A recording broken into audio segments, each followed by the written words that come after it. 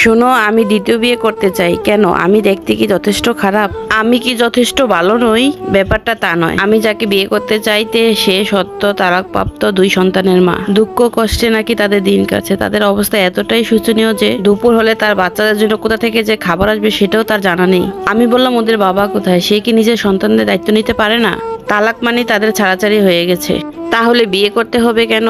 নিশ্চয়ই আরো অনেক উপায় আছে ওনাকে সাহায্য করার। তুমি চাইলে তাকে আর্থিকভাবে সাহায্য করতে পারো, কিন্তু বহু বিবাহের ব্যাপারটা আমি মেনে নিতে পারি না। আমি পারবো না আমার স্বামীকে আরেকজনের সাথে ভাগাভাগি করতে। তার হাসি ঠাট্টা তামাশা অন্যজনের সাথে করবে। সে আমাকে ছাড়া অন্য একটা নারীকে স্পর্শ করবে, তাকে ভালোবাসার কথা শোনাবে, তা অসম্ভব। এটা মেনে নেওয়া যায় না। খুব চরম অপমান, ক্ষোভ, এর জ্বালায় আমি শেষ হয়ে যাচ্ছিলাম। আমি ওর জন্য কি না হয়নি, একজন স্ত্রী, একজন মা, একজন প্রেমিকা। কিভাবে পারলো ও আমাকে এতটা অপমান করতে? আমার দুঃখ ছিল আমি হয়তো ভালো না বা সুন্দর না, আমি অল্প বয়সী না, আমি যেন ওর জন্য যথেষ্টই না। এই জন্যই দ্বিতীয় বিয়ের কথা বলছে। না, এটা মেনে নেওয়া যায় না। তখনই ওকে আমার সিদ্ধান্ত স্পষ্টভাবে জানিয়ে দিলাম। আমি কড়া কণ্ঠে বলে উঠলাম, দ্বিতীয় কোনো মানুষ যদি এ বাড়িতে আসে তাহলে আমি বাড়ি ছেড়ে চলে যাব। নিজেকে ভাগ্যবতী মনে হচ্ছিল। সে দ্বিতীয় বিয়ে নিয়ে আর কোনো কথা বলেনি। আমার অবস্থান আর আমার হুমকিতে সে পরাজিত হয়েছে।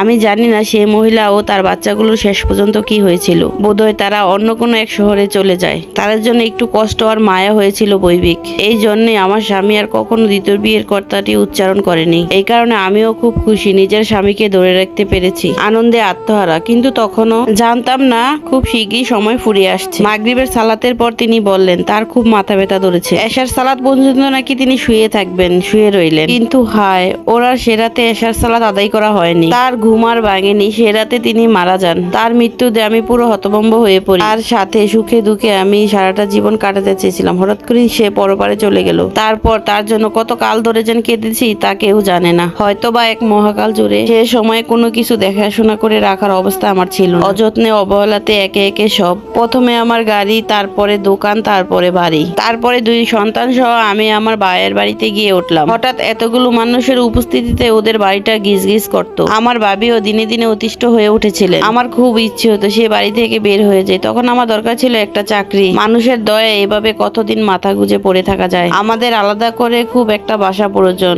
আমার স্বামী যখন বেঁচে ছিলেন তখন আমরা কত আরামে ছিলাম। তখন বাহিরে কাজ করার কোনো দরকার ছিল না। উনি চলে যাওয়ার পরে আমাদের জীবন এত কঠিন হয়ে গেল যে ওনার অভাব আমি প্রতিটা দিন ফিল করতাম। কি করে মানুষের জীবন এত ভয়ানক ভাবে পাল্টে যায় একজন ভুক্তভোগী ছাড়া, সেটা কেউ জানে না। হঠাৎ আমার ভাই আমাকে ডেকে তার পরিচিত একজনের সাথে আমাকে কথা বলিয়ে দিল। সে নাকি বিয়ের জন্য পাত্রী করছেন। ভালো মানুষ, চমৎকার আচার ব্যাপার আর অনেক দিনদার। উনি চান আমি ওনার দ্বিতীয় স্ত্রী হই। এবার দ্বিতীয়বারের মতো দ্বিতীয় স্ত্রীর কথাটি শুনলাম। কিন্তু পরিস্থিতি কত ভিন্ন। একদিন আমাদের দেখা দেখির ব্যবস্থা হলো। ওনাকে দেখে আমার ভালো লাগলো। ওনার প্রতি ব্যাপারটাই আমার ভালো লাগা ছিল। তিনি আমাকে বললেন তার প্রথম স্ত্রী জানে যে সে দ্বিতীয় বিয়ে করতে আগ্রহী, তবে সে এর বিপক্ষে। তিনি এটাও বলেন যে দ্বিতীয় স্ত্রী হিসেবে একজনকে খুঁজে পেয়েছেন। এখন ওনার স্ত্রীর বহুবিবাহ মেনে নেওয়ার উপরেই চূড়ান্ত সিদ্ধান্ত অপেক্ষা করছে। আমি সালাত আদায় করলাম। আমি চাচ্ছিলাম যেন বিয়েটা ঠিকঠাক তাড়াতাড়ি হয়ে যায়। আমারও মনে পড়লো আরেকজন নারীর জীবনেও ঠিক আমার সিদ্ধান্তের উপর নির্ভর করেছিল। আমার মনে পড়ে গেল আমি কি সিদ্ধান্ত নিয়েছিলাম। হঠাৎ মনে কষ্ট অনেক অনুভব হচ্ছিল।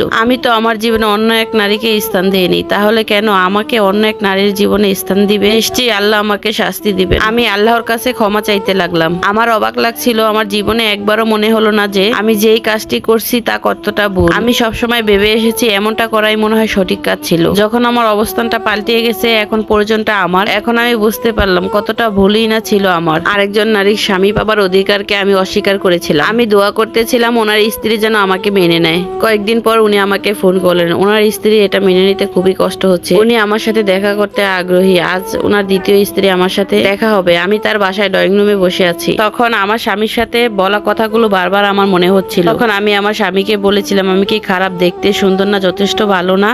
আমার স্বামী কখনই দ্বিতীয় বিয়ে করতে পারে না। আমি তা মেনে নিইনি।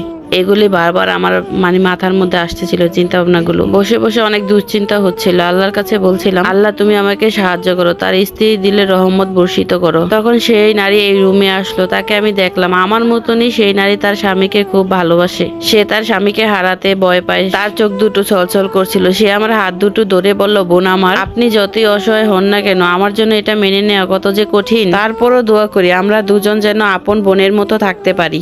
আমি হু হু করে কেঁদে দিলাম। আমার কঠিন সময়ে আমার শুধু এতটুকুই লাগতো, আমাকে বুকে টেনে নিবে, আমাকে আশা দিবে। ওনার স্ত্রী আমাকে মেনে নিল। ওনার স্ত্রী আমার জীবনে এমন একজন নারী, যা এমন নারী আমি কখনো হতে পারিনি, এমন ত্যাগ আমি কখনোই স্বীকার করতে পারিনি। আমি ওনার প্রতি চিরকৃতজ্ঞ থাকবো। এক সময় ভাবতাম, প্রথম আমি মনে করেছিলাম আমার মতো করে আমার স্বামীকে যেমন ভালোবাসছি উনি তেমন তার স্বামীকে ওরকম ভালোবাসতে পারেনি, কিন্তু ওনাকে দেখে আমার ধারণাটাই পাল্টিয়ে গেল। উনিও ওনার স্বামীকে প্রচন্ড রকমের ভালোবাসেন। মানুষটির কাছ থেকে শিখতে পারলাম নিঃস্বার্থ ভালোবাসার আসল পরিচয়। এই সময় দরকার ছিল আমার মাথার উপর ছাতা। এক সময় আমাদের বিয়ে হয়ে যায়। ওনাদের কোনো সন্তান ছিল না। আমার স্বামীর স্ত্রী আমার সন্তানদের তার নিজের সন্তানের মতনই লালন পালন করতে থাকলেন, আর আমরা দুই সতীন না, দুই বোনের মতো চলাফেরা করতে লাগলাম। আমাদের সংসারটা খুব সুখ শান্তির মধ্যেই চলে যায়। আমি যে একটা হতাশা অশান্তির মধ্যে ছিলাম, আমার বিয়ের পরে আল্লাহর রহমতে আমার সব অশান্তি দুশ্চিন্তা চলে যায়, যা ছিল আমার সন্তানদের জন্য, আমার জন্য। কি করব কি না করব ভেবে পাচ্ছিলাম না। আল্লাহ আমাকে ওনাকে রহমত হিসেবে দিয়েছে। আর আমার সতীনের মূল মানসিকতা এত ভালো, সে ত্যাগ স্বীকার করেছেন, কিন্তু তার মতো আমি এখনো হতে পারিনি। আমি কিন্তু ত্যাগ স্বীকার করতে পারিনি, আমার স্বামীকে কারোর সাথে শেয়ার করতেও পারিনি। দুঃসময়ে পড়লে মানুষ অনেক কিছু শিখে, আর এটাই বাস্তব।